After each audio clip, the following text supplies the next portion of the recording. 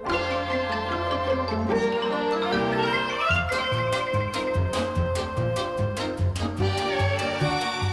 everybody, it's Chris Eads, known online as Wootini, here with another one of my Gay Gamer video podcasts. If you saw last episode, you know what this episode is all about, but first, copyright Julie Chen, a little quick movie review. I went to see Overlord, because I had seen the trailer like a gajillion times, and it looked intriguing, and I was like, let me just go check it out. It was good. It's a World War II action soldier movie that, turns a corner and is a gruesome horror movie with lots of terrific gore. Those Nazi scientists, they're terrible. Nazis are always the best movie villains, I gotta say. Any movie where the Nazis are the villains is automatically super entertaining. But, it's good, but it's not really worth seeing in the theater, I don't think. It's very much a Netflix rental or a catch it on HBO kind of thing. Because these movie subscription services are awesome. Although I liked it better when I had MoviePass and I could go local to my Brooklyn theater. Now that I have AMC's A-List, I have to go all the way into New York City, into Manhattan, to an AMC theater, which can add anywhere from half an hour to an hour to my commute getting there, and then back. Especially on the weekends where the subways are kind of crap. But, so it's like, going around the corner to see this would have been fine, but going all the way into the city, seeing the movie, and then going all the way back home, I lost, my entire afternoon. Most of my day was just gone.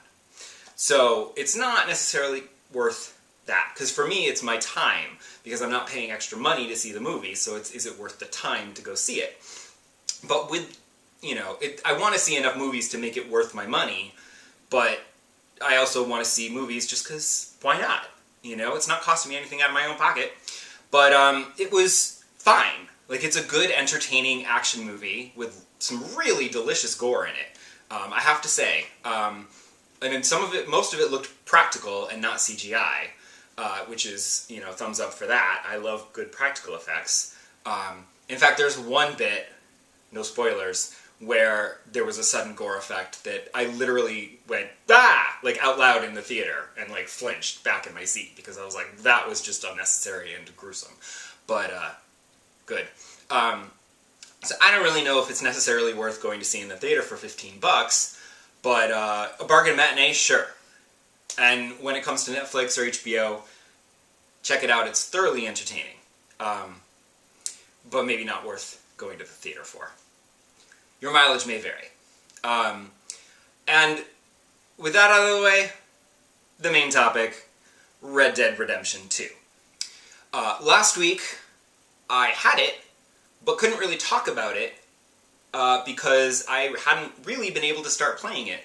Because I bought it on Saturday, and by Saturday evening when I went to go play it, I unfortunately had to wait well over an hour for it to install. So, didn't get a lot of time of playing it by the time I shot my video podcast on Sunday. Now I've had a whole week's worth, I can talk about it.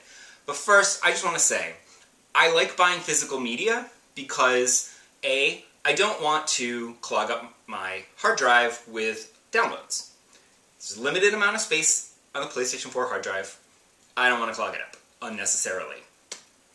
Also, I get my 20% discount at Best Buy on physical media with the Gamers Club, which I've still got another year left in that, so I want to take advantage of the discount while I've still got it.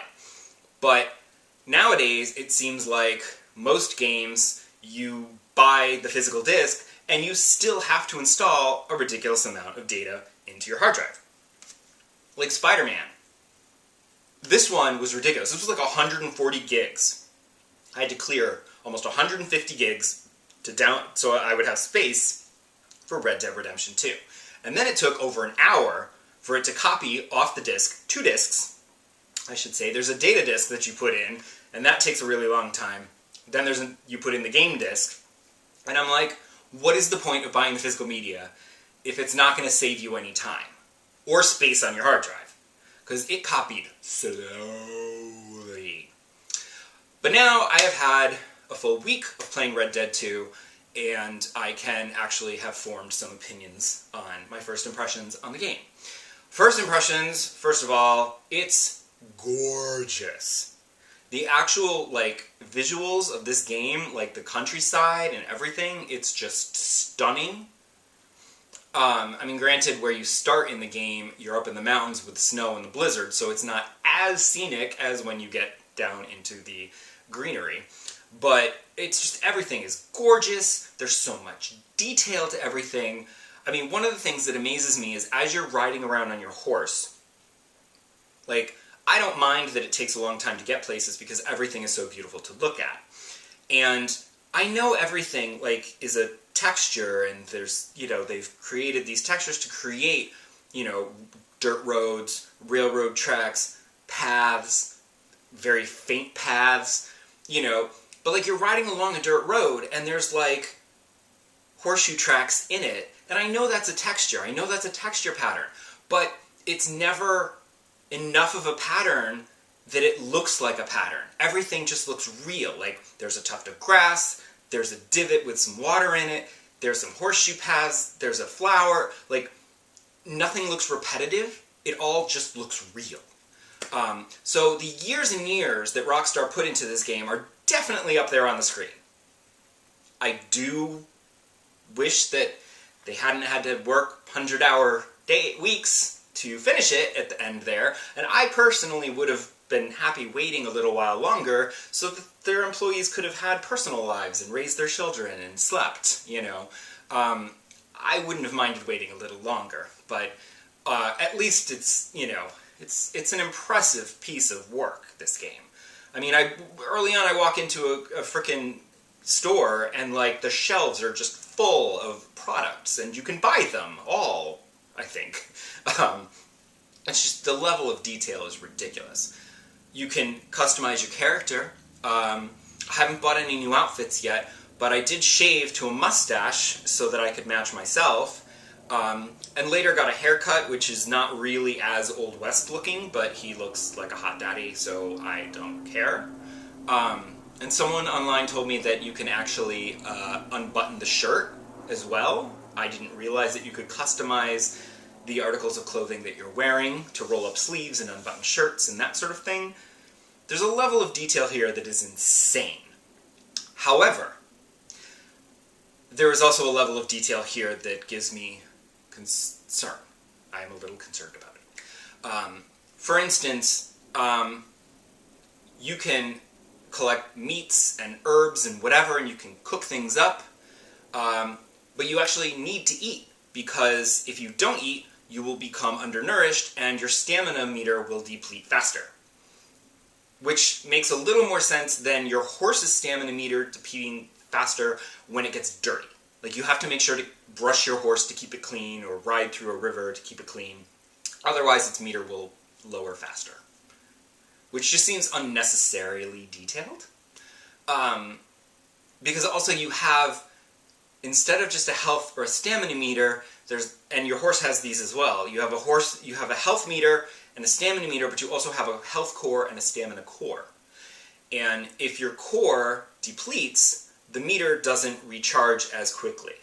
So you have to make sure that when you take that health tonic to quickly restore your health meter while you're in a battle, you also need to remember to eat a can of beans to fill your core, because I haven't actually, I'm sure there must be some tonics that restore your core as well as your meter.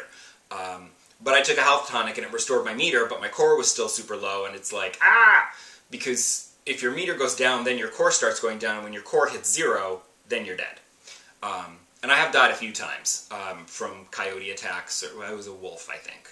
And I got shot dead by a bunch of random O'Driscolls that just happened upon me as I was just riding around minding my own business. But I just feel like the core and the meter, it's like an extra level of, like, I get that they want it to be realistic, but I feel like it's an extra level of complication that is kind of unnecessary. And I just sort of wonder, at what point does the level of detail negatively impact the fun that you're having playing the game? Like, I don't want to have to worry about, like, keeping fed or keeping my horse clean. It's like, let me just ride around and do cool stuff, you know? I don't have to worry about all these sim elements, you know? It's why I don't like those sim games, because it's too much to monitor. Like, when you're playing The Sims, I don't want to have to monitor their cleanliness and their hunger and their happiness and their tiredness. It's like, I would make a terrible god. I don't want to be bothered with all that. Just go do your own thing. So I do worry that it's going to be not as fun. But we'll see. It's still early days yet. And I'm still having fun.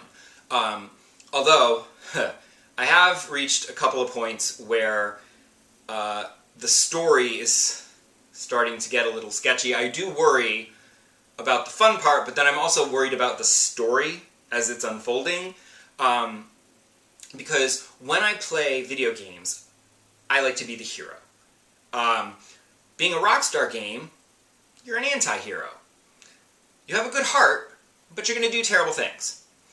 Although you can also play it as a complete shitheel, but I never do. Like, whenever I play games and I have moral choices to make, I always do the right thing. Occasionally I might do the wrong thing just because it's fun or funny, but like 95% of the time, I'm making the good choice, and I'm going to do the right thing. So here, I'm like going around, I'm like saying hi to people, I'm doing good deeds for people, I'm helping people out, doing this, that, and the other thing. And then they're like, hey, we're going to go rob a train. And I'm like, I don't really want to rob a train, but you have to because it's a story mission. And as you're going through it, you got to kill a bunch of dudes. And I don't really want to kill these dudes, but they're shooting at me, so I have to kill them or I'll die. And then I tried to do a bunch of good things, you know, to ease my conscience on that one. And I did also accidentally kill a guy at the end of that mission, and I felt really bad about it, but I didn't feel like going back to restart the mission to do it again, so I didn't kill him, because it was just, I didn't want to go through it again. The game told me to aim my gun at him to threaten him, but when I pushed the button, I think because I wasn't locked onto him, I just shot him. And then he was like, ow, and he tried running away, and I was like, well, now I have to kill you because you're going to report me to the cops, and I can't have that. So I had to kill him, and I felt really bad about it. But then, like I said, I tried to do the right thing. But then, later in the game, I just did a mission where, I say later in the game, later in the first chapter of the game, you're tasked with performing a jailbreak, getting one of your gang members out of jail. Now, granted, the gang is a nice gang. There's women, there's children, there's a reverend who's drunk all the time, but whatever, he's still a reverend. It's not like the O'Driscolls, who are just a bunch of thugs and bad guys. We're ostensibly the good guys, but Dutch, who leads this gang, clearly not a great guy. And I'm anticipating, later in the game, there's going to be some issues. Because the problem is that I'd rather just be by myself and not part of this gang, because I want to do my own thing.